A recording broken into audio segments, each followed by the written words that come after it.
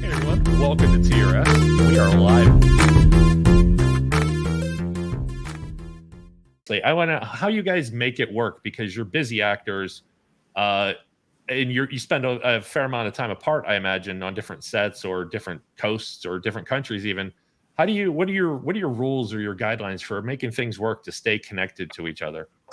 Well, Jen was shooting a series called something. I'm not remembering right now. She's shooting in England, um, two seasons of a show in Manchester, and so she was away for 3-4 months at a time. And the first time I went and visited her, and we traveled around Scotland and had a great time. The second time was COVID, so that was really hard because she was in England during hardcore COVID, and Right. that was yucky. That was hard. That was a long. So we're zooming. You zoom and you talk on the phone, and it's just the nature of the business. I think that really, frankly, in terms of speaking about relationships with a relationship Smith, it's trust. If you have trust, it's okay. If you don't Yep. trust, if you're married to an actor and you don't trust each other, I don't wish that on anybody. No, those are my Because first two rules of dating. Actually, for rule number one is don't date somebody you don't trust. Rule number two is don't date someone who doesn't trust you. It will never yeah. work. There is nothing that will ruin a relationship more than that. Well, you know how you find out if you can trust somebody? Let You them trust alone. them. Yeah, let them alone. They'll let you know. Yeah, Yeah. it comes out. It comes out. That's what I think it was perhaps John Steinbeck or some brilliant writer who said the only way you can know if you can trust somebody is to trust them. Yep. So if you trust, you're just happy that she's working, happy especially if she's in a good situation. Um, and when I'm directing something, it gets very all consuming. And I know I'm not the easiest guy to be around. We did a film together called Downriver that Jen acted in, and I wrote and directed in 2013. And it was such an exhausting, as making a movie is process. By the end of it, I was so traumatized that she found me. We had wrapped, and I was in the kitchen in the middle of the night. This is embarrassing, but I was naked in the kitchen, just kind of frantically cleaning up the kitchen. And she came in and said, "What are you doing?" And I said, "Hurry up. You got to get ready. You got to get in the wetsuit. We're shooting that scene." And she's going, "Ben, what are you talking about?" And I said, "The whole crew is waiting in the living room, Jen. Hurry up." And she said, "Ben, we're not shooting anymore. We're done. We're wrapped." And I said, "Jen, I'm the director. I'm the director."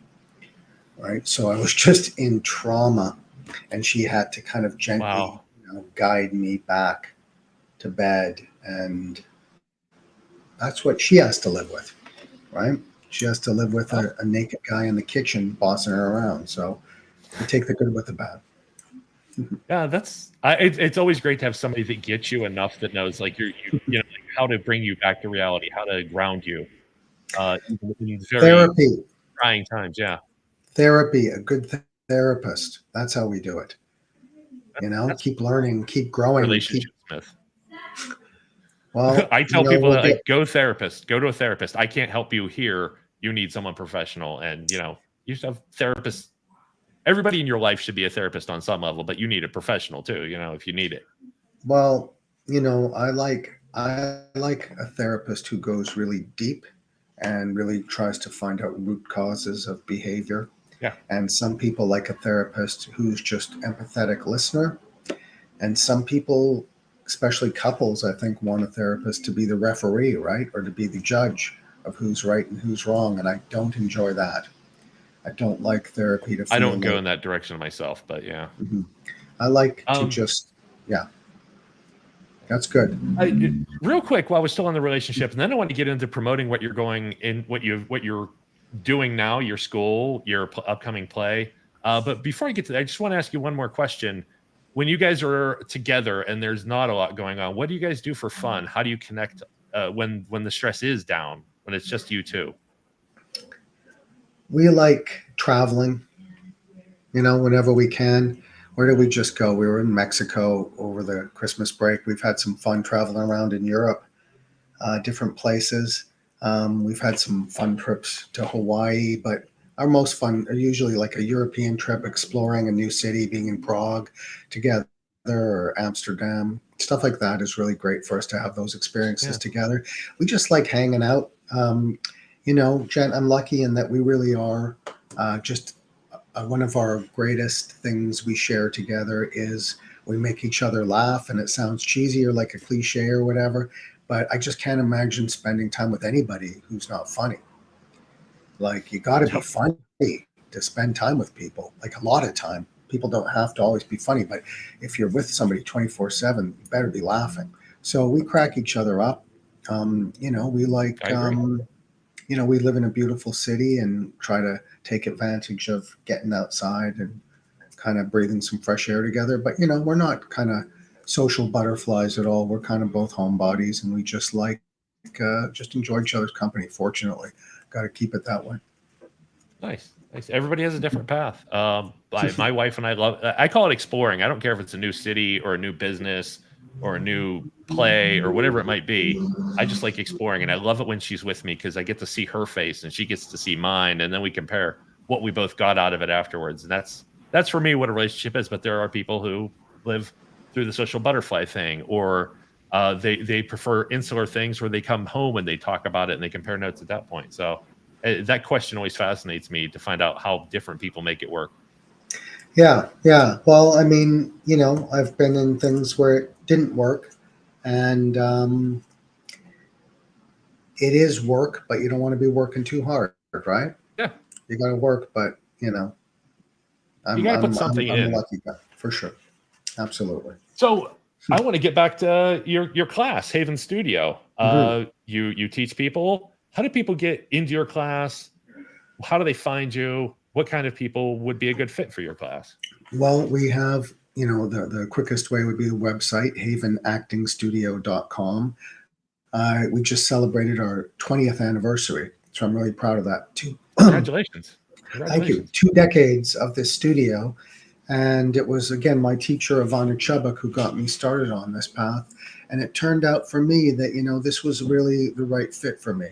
Continuing to be an actor and a creator of original material and do all those things. But I love having a studio, and I love how genuine everything we do here is. There's no hidden agenda in an acting class, right? It's just every everything we do is the truth, and it's not about popularity or paycheck. It's just about doing the work and everybody meeting in sort of service or with love for the material we're doing and the process and the community.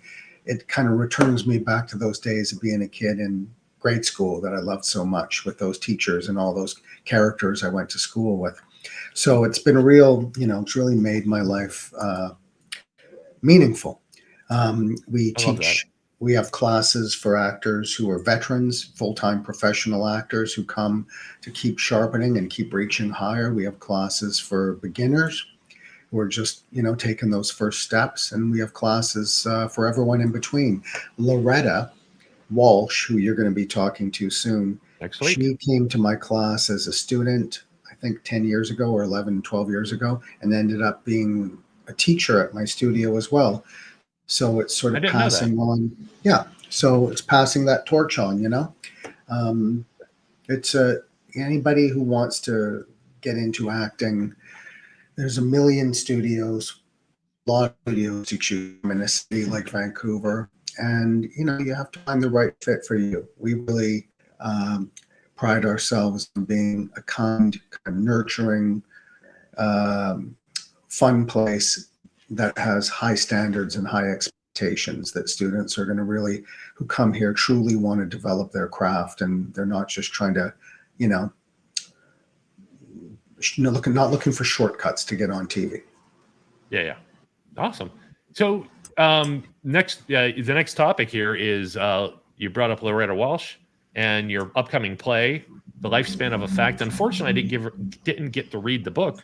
Can you tell us more about the play? And I'm curious about it based on the title and the synopsis I read. But can you give me more information? And Well, it's based on a true story, and you know, these guys had this experience. They wrote a book about it. It became a play. I saw the play in New York in 2018 with Bobby Cannavale And who's Harry Potter again? Guys, I haven't seen a single Harry Potter minute. Daniel Radcliffe and an actor, Cherry Jones, who's like an amazing, Broadway actor and also acts in film and TV. Daniel Radcliffe, sorry, I couldn't remember the name, but he was fantastic. They all were. And it's a very funny, very intelligent, very challenging play about truth and lies in art and in media. And what is the responsibility of the artist to tell the truth? And how can you bend the facts to make a better story? Or, do you stick to be completely accurate in the telling of a story? And how the endless grasp of the internet, how everything is so carefully scrutinized, so you take one misstep and you can get taken down and destroyed. So in the play, my character has written this essay, and this young fact checker is assigned to it, and he just rips apart the essay. And if I change the color of something or 1 second or the date or any detail, this kid rips it apart. I'm arguing that it doesn't matter because it's all in service to the story, the greater truth. Right. He's saying that accuracy counts in everything in society. And if we let go of that idea and that responsibility, everything unravels. Loretta's character is the magazine editor who's caught in the middle of it. So it's really contemporary, isn't it? I mean, yeah, it's definitely important for people to watch something like that now. It's always going on, isn't it? It's a with funny the internet play. now, it can be weaponized, I think. It's a good question. I mean, imagine, I don't know, it's yourself. If we're telling a story about you, and if we exaggerate or change a detail,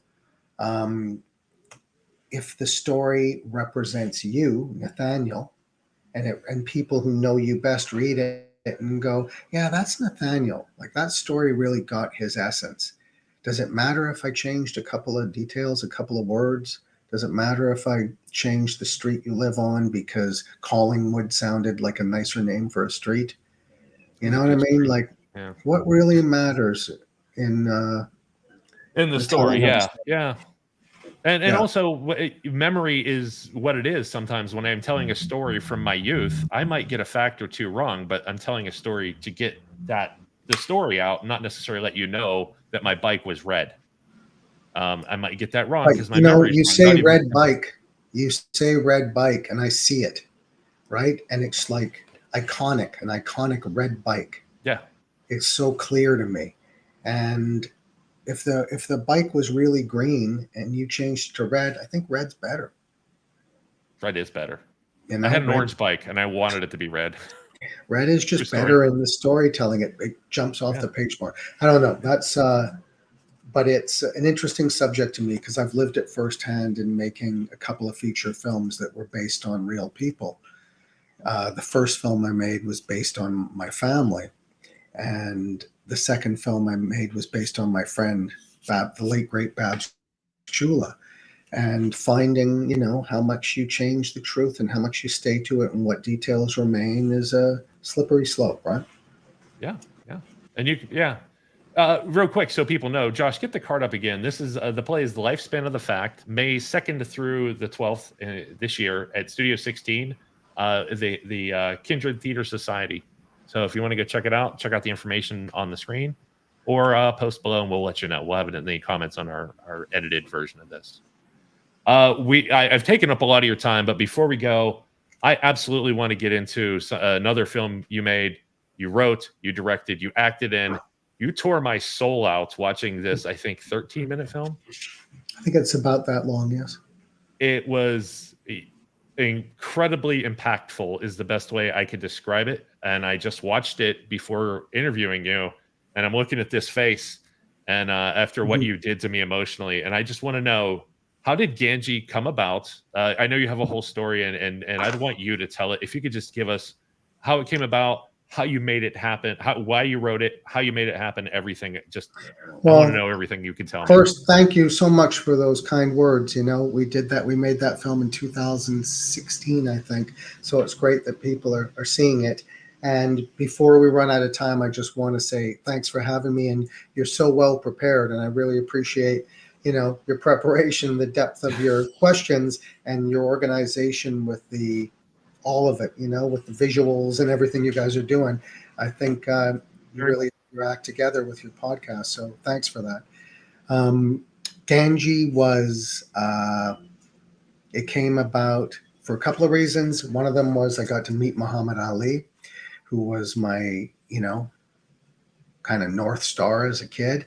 And I ended up, I know we don't have time here, but through serendipity, I ended up at a movie premiere being assigned the job of basically taking care of Muhammad Ali for the night. And Are you so kidding me? I was back here. I have this on my desk here. I don't know if this will show up. Oh There's man, me and Ali in 2009.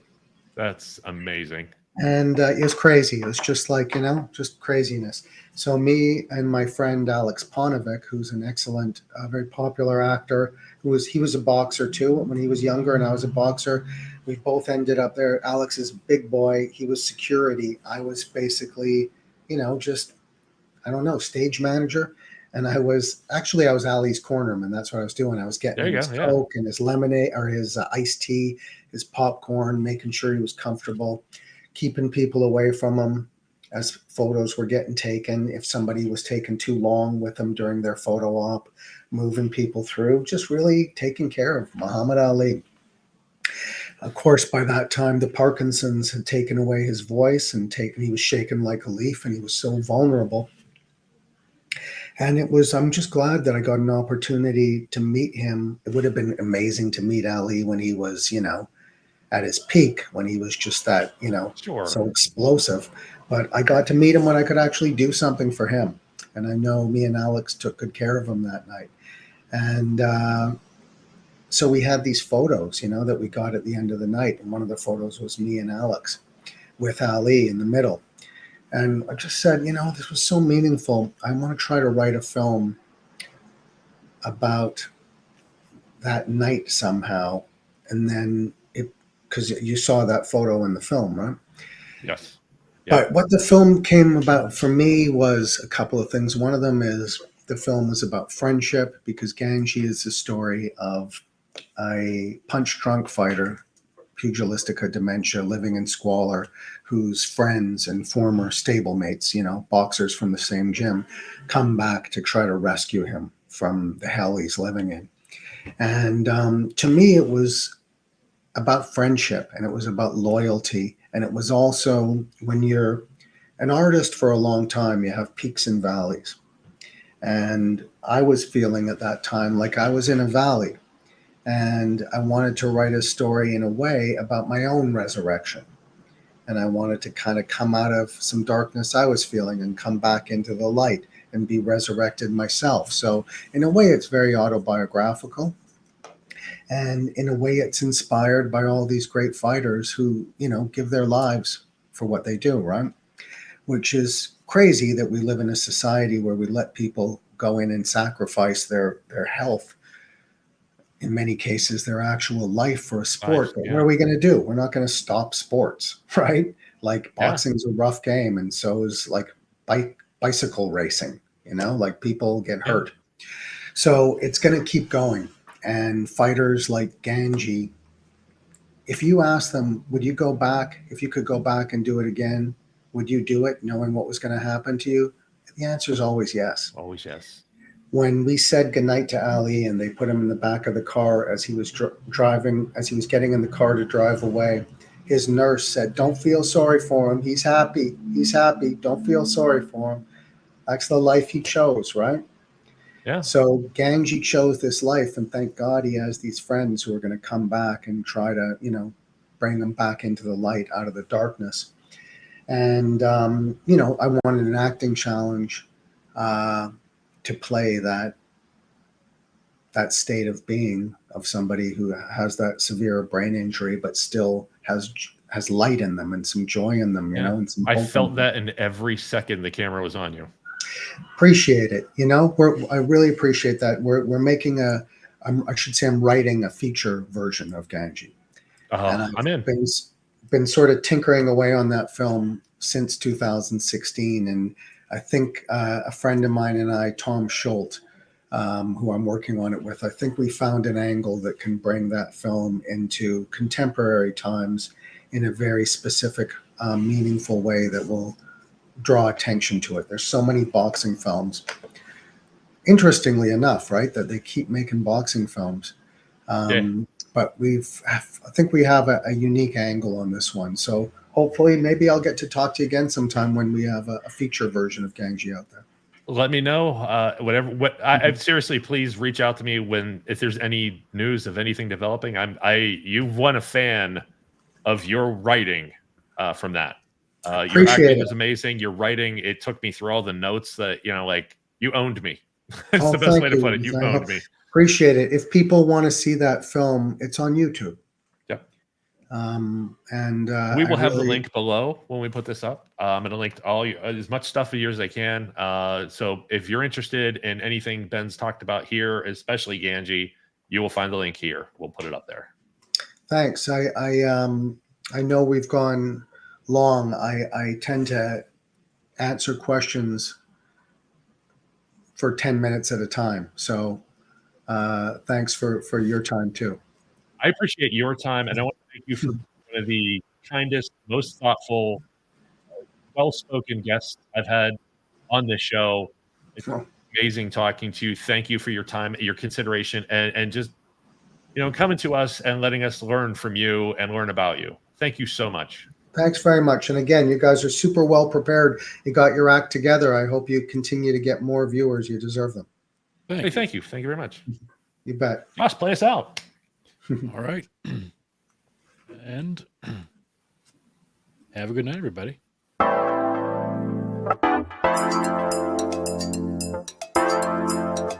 Have a great one. Thank you, everybody. Have a wonderful night.